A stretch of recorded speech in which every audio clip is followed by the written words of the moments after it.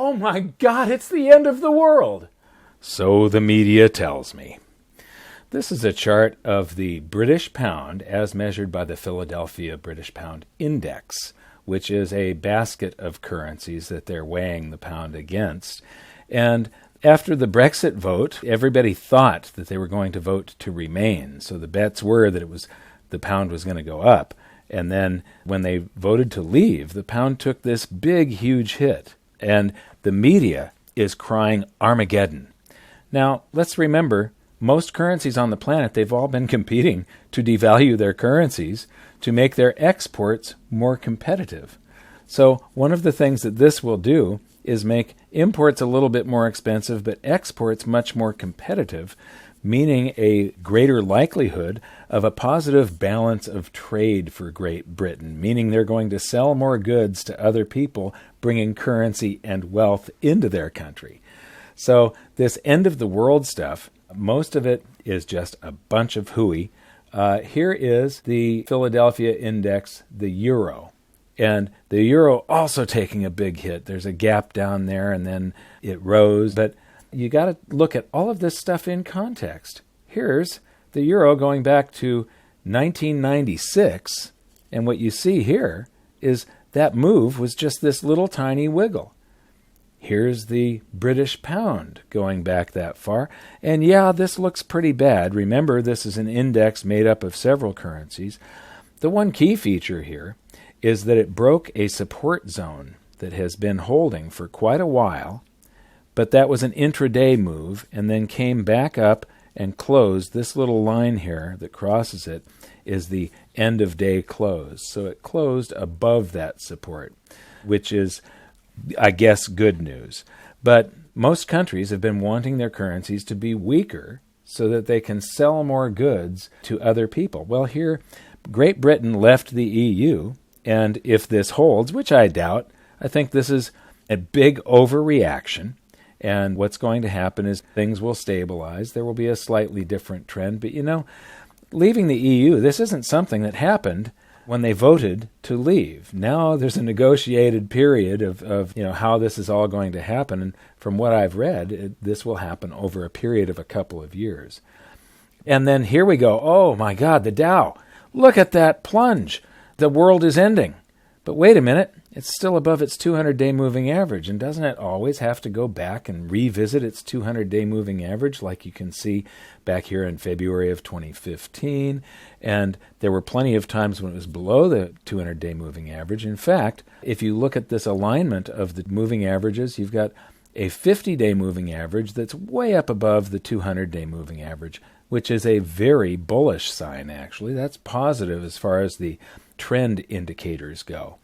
If you look back, though, look at this bearish crossover here back in August of 2015, and then look at these plunges. So this was already happening as there was bad bearish news in the market, but look at these plunges here. They make this one look a little bit, it's not that big compared to, bam, bam, bam, bam, bam. This is quite a plunge that we took last year in 2015. But what really gets me here is the way the media is trying to manipulate everybody and instill fear in everybody. They're saying that the exit of Great Britain from the EU increases global security concerns, that now anybody that voted for Britain to leave the European Union, if any terrorism happens, it's going to be your fault. Well, guess what?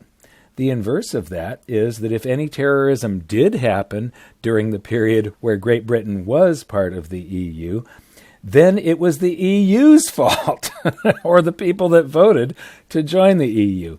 So this fear-mongering that the media is doing currently is absolutely ridiculous. And you do have to remember that the media is run by some very big and powerful people, and they tend to be on the side of the other big and powerful people. And it was the big, powerful people, the people that are running things, that wanted to remain in the EU. There's a benefit to them personally for being in the EU. But let's take a look at the exchange rate between the euro and the British pound. And wow, this thing took a big hit right after the Brexit vote. But, let's take a look at it instead of 1 week. Let's look at a month, and then a year, and then 2 years, and then 5 years, and then 10 years. And, this really doesn't look all that bad. I mean, it hasn't broken any support. Yeah, it took a big one-day hit, but, look at the crisis of 2008. This was a much, much bigger move. This is a little thing comparable to moves that it made back in 2015. So I don't get the big deal here. And then regarding the stock market, here's a chart that I've shown many, many times where I take the U.S. monetary base. So this is on the Federal Reserve's website, and the lower line here is base currency. It's the number of paper dollars that exist or digits that the commercial banks have in their checking accounts at the Federal Reserve, where their reserves are, all redeemable in paper dollars. So this is a measurement of the paper dollars that exist, and there were about 800 and some billion just before the crisis in '08. And then Ben Bernanke did this enormous meddling with the economy and pumped it all the way up to over $4 trillion. So he added almost $3.2 trillion to the base currency supply, an enormous amount of base currency supply. And people said, well, it was going to cause hyperinflation. And you really have to understand velocity of currency. During this whole time when he was increasing it, I said there was going to be deflation. And we have had the forces of inflation and deflation battling against each other. And in the retail sector, there hasn't been all that much inflation. There has been more inflation than they tell us there has been. But they're still trying to target this 2%, and it used to be 3%. Somehow, magically, the magic number is now 2% annual inflation. For decades and decades and decades, they were saying the target was 3%. But what has happened here is what you see, this correlation, this red line. I've shown this chart before. This is the value of the stock market. This is the Wilshire 5000 total full cap. So this is the market cap, total market full cap. So this is the value of the 5,000 largest companies in America. And when you take those 5,000 largest companies, it's probably well over 95%, more like 98% of the value of all the stocks that are listed on the exchanges. So this is a picture of the value of the stock market. And what you see here is this amazing correlation. And like I've said many times before, there is absolutely no possibility that this is a coincidence, that the stock market's levitated right along with the creation of base currency. And so that means that the inflation that they created inflated the stock market. There was inflation. There's just inflation in an asset that is not incorporated in the consumer price index, which is what they call inflation. I look at everything in society to try and see where currency flows are going.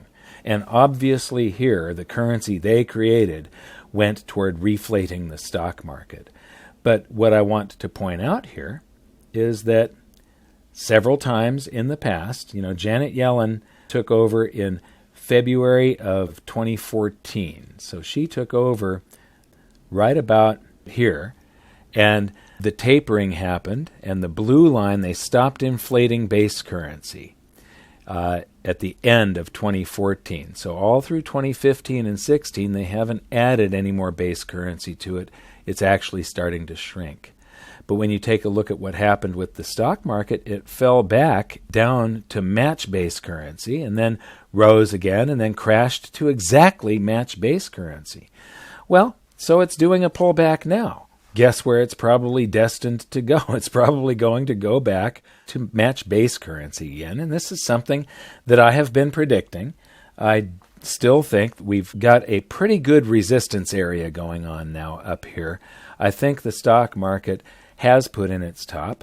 I could be wrong. The stock markets could rally. But one other thing that I want to point out here that I've pointed out many, many times is if we take this chart and go way, way back here, This chart goes all the way back to 1918.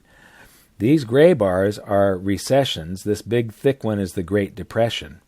And what you see is that without exception, we have a recession every 2 to 9, actually every 1 to 9 years, because there was a period in here and back in here where we had an economic expansion that was a year or less. But if you look at this, the economic expansion that we're in right now is about the same as the economic expansion that was happening in the 80s, and it's a little bit shorter than the one from in the 90s and back in the 60s. This one lasted just under 10 years. This one's about a 9-year expansion, and we're already about 8 years into this economic expansion.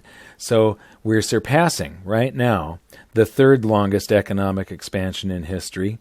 Pretty soon we will pass the second longest expansion in history. And the probability of this economic expansion continuing on without a recession becomes lower and lower and lower with every week that goes past. And we are probably due for a recession. And as I've said in the past, all of this currency, this economic meddling that Ben Bernanke did, will be released, and it will be released in the opposite direction. It's going to be a very painful adjustment when the free market tries to account for this economic meddling that a single human being was able to accomplish. And so looking at these moves in the markets, in the currencies, and the fear-mongering that is going on by the press, they're trying to make a big deal over this so that there will be enough signatures to have another referendum in Europe. They're trying to keep the EU together. Personally, I hope it goes away. What will happen to the prosperity of Great Britain? Well, as I said, with this fall in the euro, their exports become more competitive, and they're going to have less regulation on top of it. So that means they're probably going to be building the same stuff, and they're going to be selling the same stuff to the same people. However, that stuff is going to cost less. They're going to get to build more of that stuff. So I am pretty sure that leaving the European Union is going to bring them greater prosperity than they would have had. However, the world is probably going to experience an economic downturn. The media and the European Union are going to blame any negative things that happen in Great Britain on the people that vote to exit the EU. But that's just not the reality of it. What the reality is that everything happens in waves and cycles. There's going to be some bad stuff. There's going to be some good stuff. And it's all probably going to be a little bit better now that Great Britain has voted to leave the EU. Thank you very much for listening. If you got anything from this video, please like it and share it. We'll see you next time. This video was brought to you by goldsilver.com. I'm proud to say we've been one of the most trusted dealers for over a decade now. We have fast, free shipping and a price match guarantee. While our competitors serve you ads, we serve you education. And that's the difference with goldsilver.com. To learn more, click the info button. Thanks.